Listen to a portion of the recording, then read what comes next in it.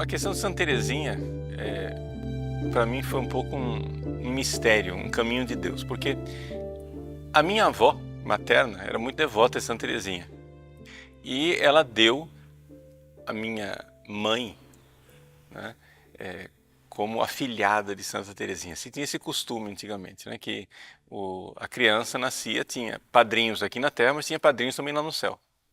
Então Santa Teresinha era a madrinha da minha mãe.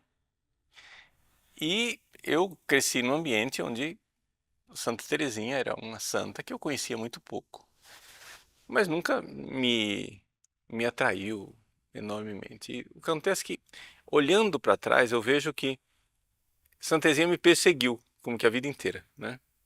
Por quê? Porque eu tinha amigos que eram devotos de Santa Teresinha, padres, bispos, que me convidavam, diziam, olha, você tem que conhecer Santa Teresinha, você tem que amar Santa Teresinha. Mas eu experimentei ler as coisas de Santa Teresinha e parecia uma coisa assim, um pouco estranha, né? Coisas, você ouve, pega os escritos de Santa Teresinha, tá lá, é meu reizinho, o passarinho, a florzinha, etc e tal. Aí você fica, no mínimo, isso não é coisa para homem, né?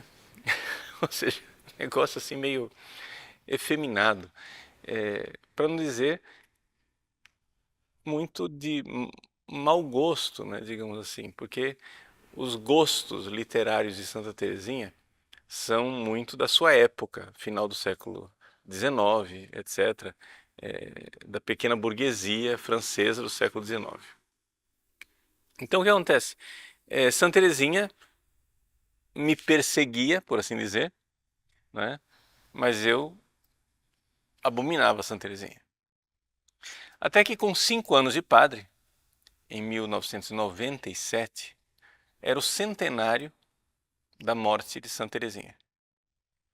E naquele período eu estava sofrendo por uma série de perseguições, de situações na minha vida. E no meio daquele sofrimento, digamos assim, foi o primeiro grande sofrimento pelo qual eu passei na minha vida. Eu tinha, né, ia fazer 30 anos de idade e tudo aquilo que eu tinha sonhado para o sacerdócio, estava pensando assim, então parece que tudo caiu por terra. E no meio daquele sofrimento, eu me sentia muito injustiçado, né? Um dia eu me lembro, eu estava no meu quarto, rezando, eu era reitor do seminário nessa época, estava rezando e chorando, né?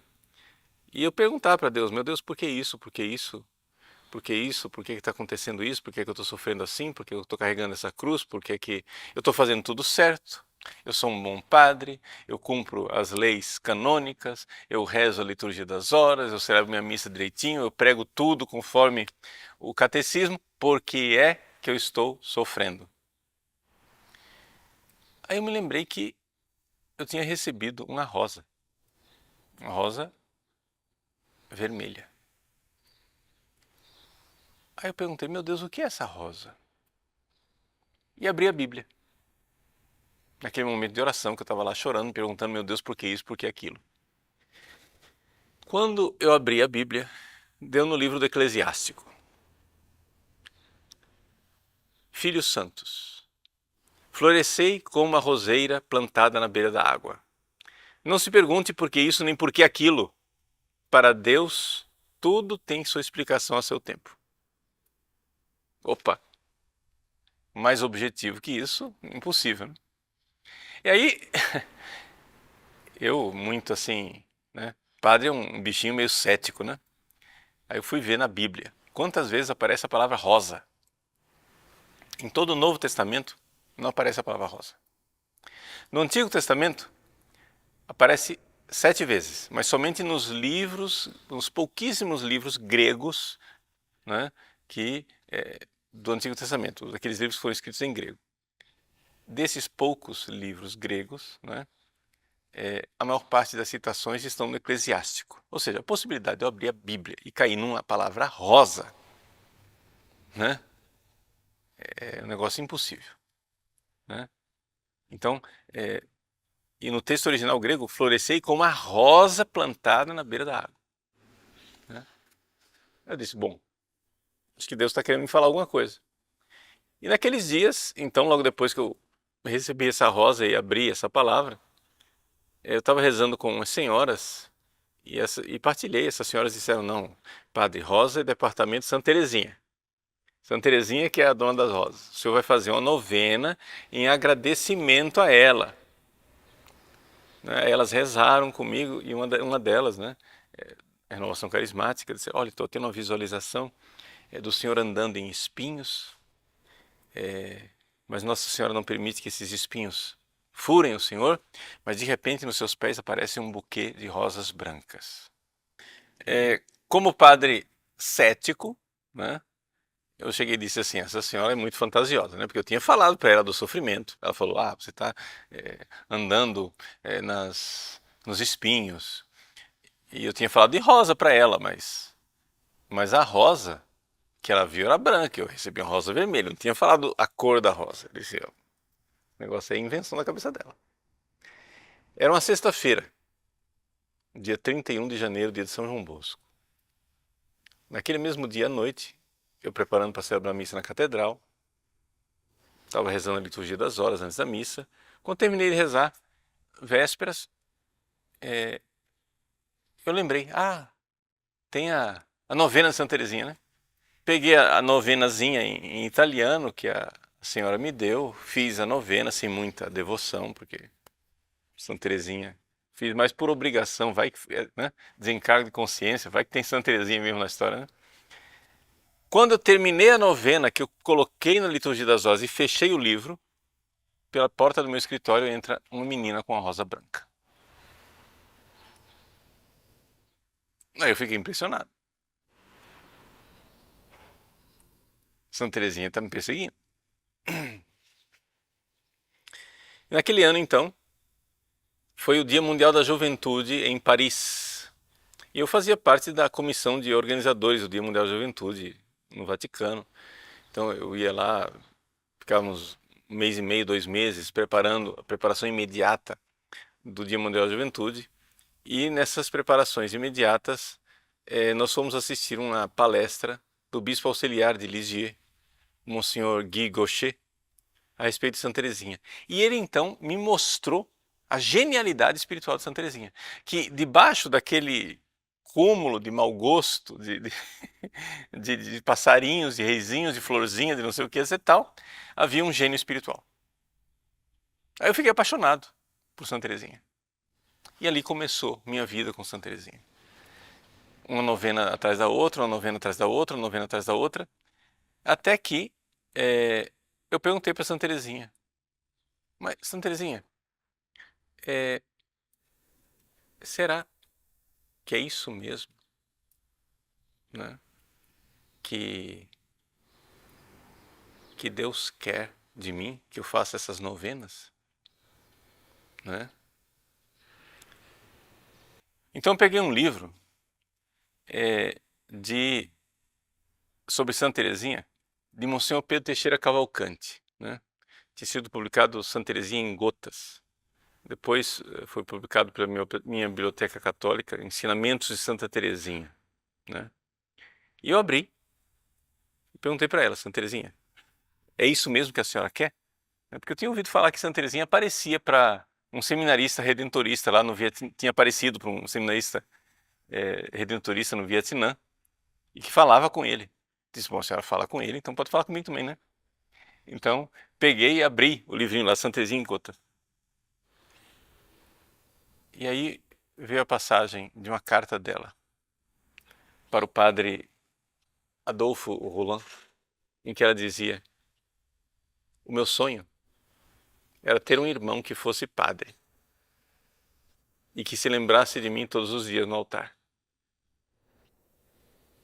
Pronto. Aquilo foi a resposta para mim. O que eu precisava somente é lembrar dela todos os dias no altar. E dali cresceu essa amizade espiritual com Santa Teresinha. Naquele mesmo ano, o Papa São João Paulo II proclamou Santa Teresinha doutora da Igreja. E foi lá, em outubro, na Basílica de São Pedro. Eu não estava presente, mas uma amiga minha foi e ela sabia da minha história. E ela disse: eu fiquei muito emocionada. Por quê? Quando o Papa proclamou que Santa Teresinha era doutora da Igreja, um grupo de religiosos e religiosas entraram para jogar pétalas de rosa em cima da urna com o corpo de Santa Teresinha. E enquanto isso, o coral cantava uma música baseada num versículo da Bíblia que dizia: Filhos santos, florescei como a roseira plantada na beira da água. Ou seja, o versículo que eu tinha recebido em janeiro estava sendo cantado no centenário da morte de Santa Teresinha, na proclamação dela como doutora da Igreja, no Vaticano. Então, uma série de acontecimentos, assim, extraordinários, que, assim, não tem nada de milagroso enquanto tal, mas que tem de providencial, ou seja, de ação divina. Né? Porque que uma pedra caia num lugar, tudo bem. Que duas pedras caiam no mesmo lugar é uma coincidência. Né?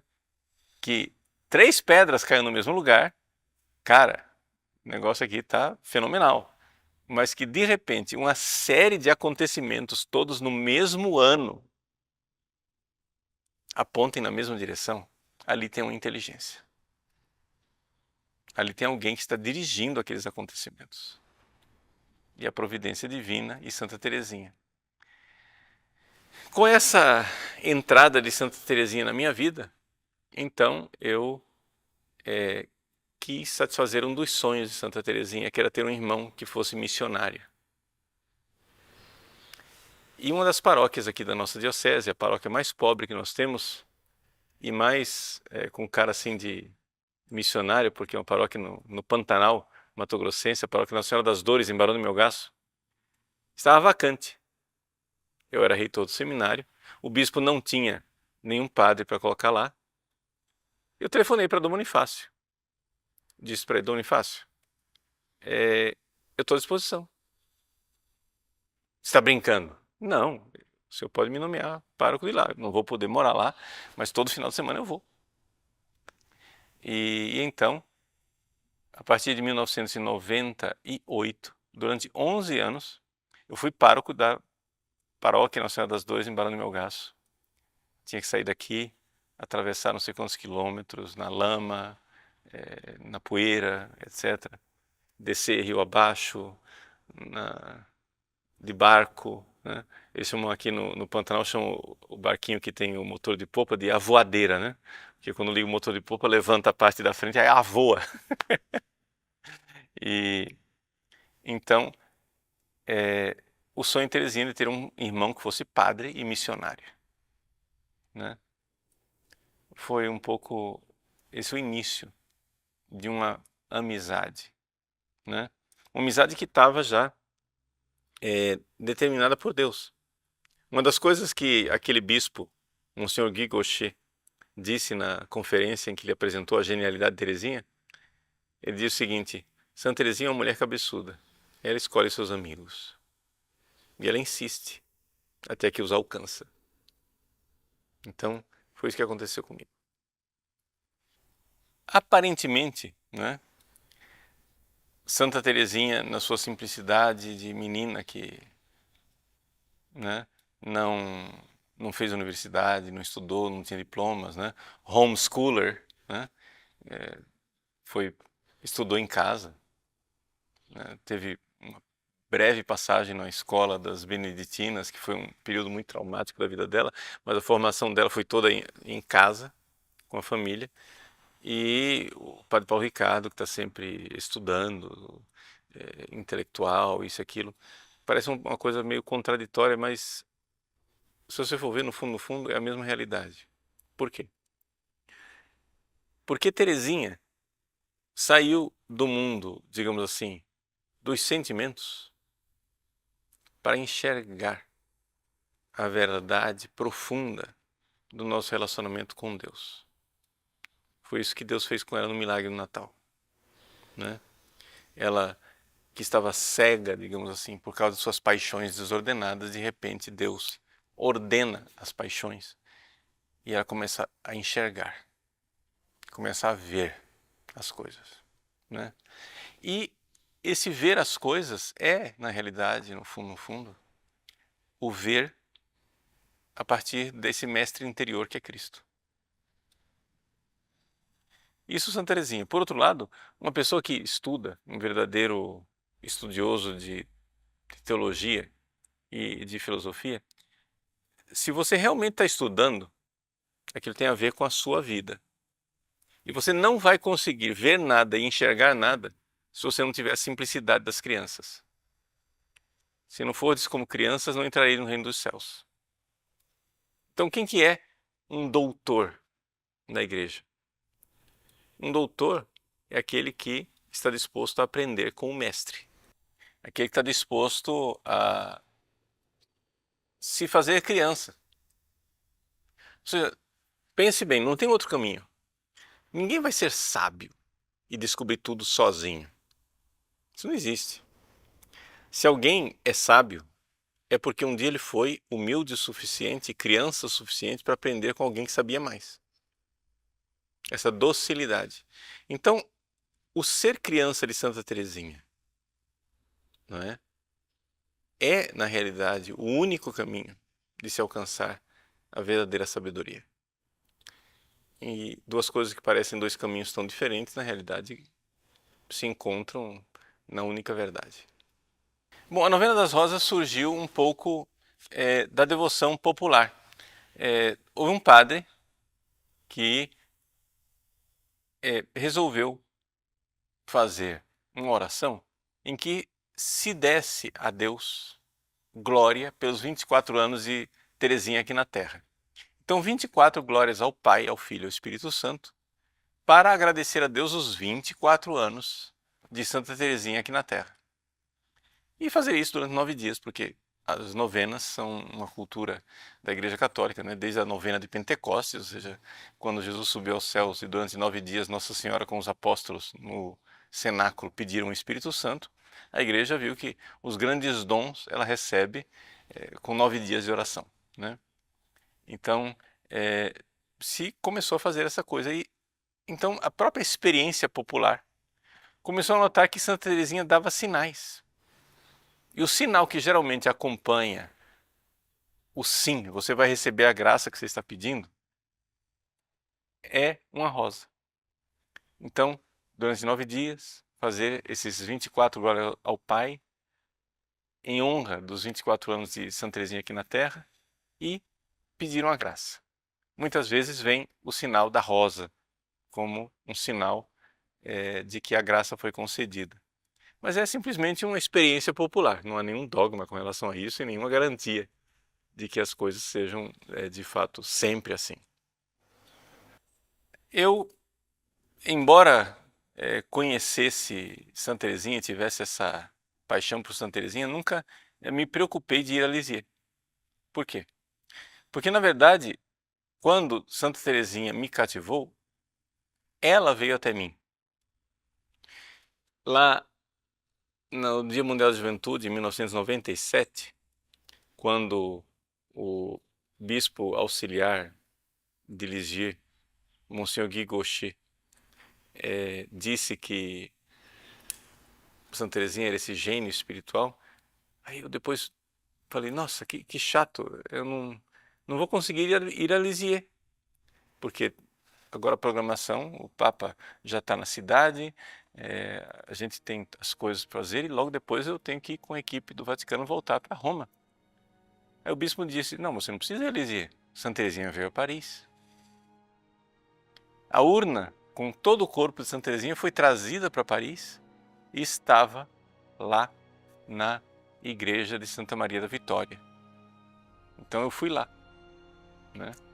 Então, no fundo, eu nunca senti muita vontade de ir a Lisieux, porque também é uma característica minha, né? Mas, de fato, eu já viajei muito na minha vida. Só que eu não gosto de viajar. Ou seja, eu sempre que viajo porque eu tenho que fazer alguma coisa naquele lugar. Eu tenho alguma missão, e eu nunca tive nenhuma missão em Lisieux. Então, passaram-se muitos anos sem que eu fosse a Lisieux. Até que a minha mãe e a minha família desejaram a vontade, manifestaram a vontade de ir a Lisieux, e foi isso que me levou a Lisieux, né? Apesar de, claro, quando você conhece o lugar, é sempre diferente daquilo que você imaginava. Chegar em Lisieux é como chegar em casa, porque eu sempre estive lá, né? Eu nunca fui lá, mas sempre estive lá. Então, a experiência de Lisieux. E o que é interessante, o que me tocou mais em Lisieux não foi a Basílica, não foi nem mesmo o Carmelo, porque nós que vamos como visitantes não temos acesso ao Carmelo, porque tem uma comunidade lá dentro que vive, né? As carmelitas, elas têm sua vida de clausura. O que me tocou mesmo foi a entrada da casa dos Buissonnet, ou seja, lá onde aconteceu o milagre do Natal, né? Era um dia muito frio, cinzento, né? Uma das coisas que me surpreendeu, que eu não sabia, né? Bobão, eu não perguntei para ninguém, né? Eu achei óbvio que em Lisieux tinha táxi, né? Tava com a minha mãe, já de idade, no meio do frio, vai ter táxi. E não tinha táxi. Não tem táxi, não tem Uber, não tem nada. Trate de caminhar. E no meio do frio cortante do inverno, com a minha mãe, caminhando na direção dos Buissonnet, eu estava muito aflito, né? Preocupado com a saúde da minha mãe. Quando eu cheguei finalmente nos Buissonnet, que nós conseguimos entrar para fazer a visita da casa, sem que a irmã que nos conduziu, né, dissesse nada, eu entrei, vi aquela escadaria, vi a lareira, eu olhei para a irmã e disse: foi aqui. O milagre do Natal foi aqui. E desabei no choro. Porque é como se eu estivesse num lugar que eu sempre tivesse conhecido, né? Porque no fundo, os santos vão criando lugares dentro de nós. E Lisieux significa aquilo que ela, Santa Teresinha, já construiu dentro de você, né? Então, esses lugares, o mais importante, né, quando a gente visita Lisieux, é saber que Lisieux já tem um lugar dentro de você, apesar de você talvez nunca ter ido lá.